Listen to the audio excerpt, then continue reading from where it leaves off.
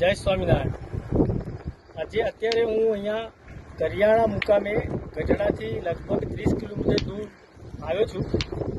આ જગ્યાએ સ્વામિનારાયણ ભગવાન જ્યારે વિચરણ કરતા હશે ત્યારે અહીંયા આવેલા, સંધ્યા ટાઈમ થયેલો એટલે એ વખતે આરતીનો સમય થયેલો।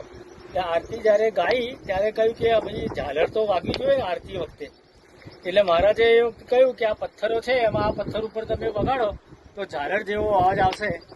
હું અત્યારે અહીંયા બીજા ઘણા બધા પથ્થરો છે, બહુ મોટા મોટા પથ્થરો છે, એટલે આ પથ્થર ઉપર જે ઝાલરીયો પથ્થર કહેવાય છે એના ઉપર હું અત્યારે આરતી જે વગાડીશ ત્યારે ખ્યાલ આવશે કે એમાંથી કેવો નગારા જેવો જ અવાજ આવે છે કે ઝાલર જેવો અવાજ આવે છે।